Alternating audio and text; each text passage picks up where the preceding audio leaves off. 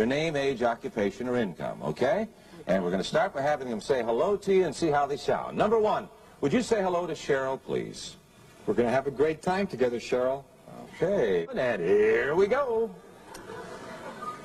Bachelor number one. Yes. What's your best time?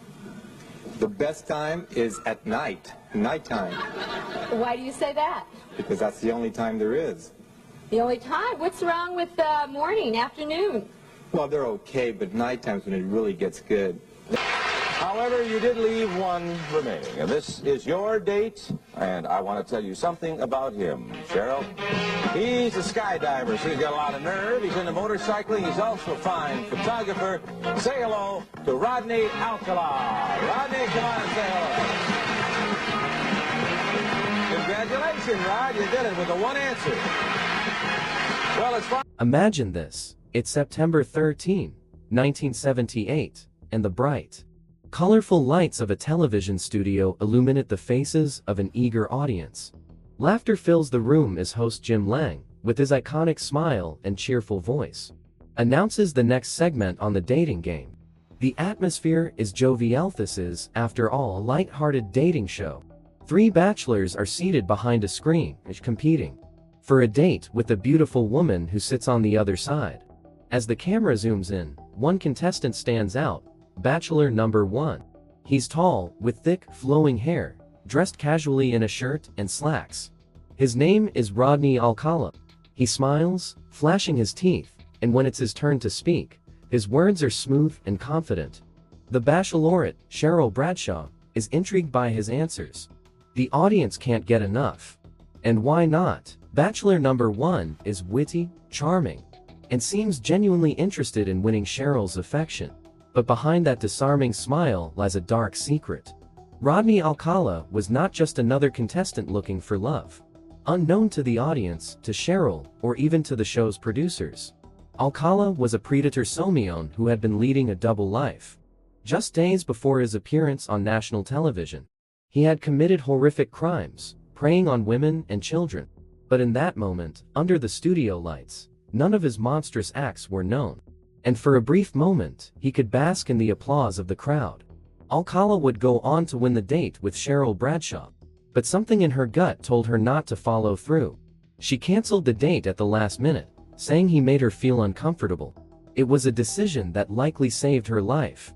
But for other women, there would be no escape. Locome, or welcome to the true stories of the Diary of Darkness. Let's delve into the case of Rodney Alcala. Rodney Alcala was born on August 23, 1943, in San Antonio, Texas. From an early age, he was different. He was the third of 4 children born to Raul Alcala and Ana Maria Gutierrez. And although his childhood seemed normal on the surface, there were already signs of the darkness to come. When Rodney was around 8 years old, his father abandoned the family, leaving Ana Maria to raise 4 children alone. The family moved to Los Angeles, where young Rodney's behavior began to change. As a child, he was described as bright and charming, but also manipulative. He had an uncanny ability to get what he wanted, using charm and flattery to persuade others. However, inside the mind of young Rodney, things were far from stable. He became fascinated with control and power dynamics, something that would later drive his sadistic desires. By the time he was a teenager, he was becoming increasingly isolated, spending more time alone and developing an obsession with photographia skill he would later use to lure his victims. In 1960, Alcala graduated from high school and joined the U.S. Army, but within 3 years, he was discharged. After suffering what was described as a nervous breakdown, he had fled his post without explanation, and when he was found, he was diagnosed with antisocial personality disorder. The Army psychiatrist's report would prove to be an ominous prediction of what was to come, but at the time, it went largely unnoticed. It was the summer of 1968, and the sun was setting over the quiet streets of Los Angeles. An 8-year-old girl named Taylor Shapiro was walking to school. Rodney Alcala, now in his mid-20s, spotted her walking alone. He pulled up beside her in his car, flashed a charming smile, and convinced her to get in. No one saw the danger behind that smile. Inside his apartment, the nightmare began. But by a stroke of luck, a passerby had seen Talai getting into Alcala's car and called the police. When officers arrived, they pounded on Alcala's door. Inside, they heard muffled sounds, but no answer. They kicked down the door to find a scene that would haunt them for years. Talai lay on the floor, beaten and barely breathing. Alcala, however, had escaped out the back door, leaving behind a blood-soaked room. This would be the beginning of a decade-long hunt for Alcala, who managed to slip through the cracks of the system time and time again. After his narrow escape from the police, Rodney Alcala fled across the country to New York City, assuming the alias John Berger. By all appearances, he was just another young man trying to make a fresh start in the big city. But behind the facade, Alcala was perfecting his skills as a predator. Under his new identity, Alcala enrolled in film school at NYU, where he studied under the famous director Roman Polanski. It was the perfect cover. He was charming, well-spoken, and creative, blending seamlessly into the artsy New York scene. But in the shadows, he prowled the streets, looking for his next victim. In 1971, Alcala's dark side re-emerged. Cornelia Crilly, a 23-year-old flight attendant, was found raped and strangled in her Manhattan apartment. Her murder would remain unsolved for decades. But years later, DNA evidence would link Alcala to the crime. At the time, he was still living under the alias John Berger and continued to evade law enforcement. By the mid-1970s, Alcala had returned to Los Angeles, where he found a new method to lure his victims. He posed as a professional photographer, convincing young women that he could help launch their modeling careers. Many of these women were never seen again. He carried a camera everywhere, snapping photos of strangers and acquaintances alike. Detectives would later uncover a storage locker filled with thousands of photographs, some of which depicted his victims' moments before their deaths.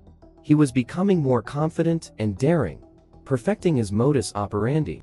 Alcala would charm his way into the lives of his victims, offering them drinks, drugs, or promises of fame. Once he had them alone, the facade would drop. What followed were hours of sadistic torture before he ended their lives. It wasn't until 1979 that Alcala's twisted spree began to unravel. 12-year-old Robin Samso was last seen riding her bike to ballet class in Huntington Beach, California. She vanished without a trace. Days later, her body was discovered in the mountains, her remains barely recognizable. Witnesses reported seeing a man with a camera talking to Robin shortly before her disappearance. Police quickly linked the description to Alcala. When officers searched Alcala's home, they found a chilling collection of trophies: earrings, necklaces, and photographs of countless young women. This was the break they needed. Alcala was arrested, and while he maintained his innocence, the evidence was overwhelming. But even in custody, Alcala's story was far from over. He would stand trial multiple times over the following decades, with each trial revealing new layers to his sadistic crimes. He represented himself in court, using the opportunity to torment the families of his victims, often playing recordings of his own voice as evidence. Rodney Alcala was eventually convicted of multiple murders and sentenced to death. He remains in prison to this day, a shadow of the charming man who once wooed audiences on national television. His story is a grim reminder of the monsters who walk among us. Let me know what you think of this case and any more you would like to see. Till next time.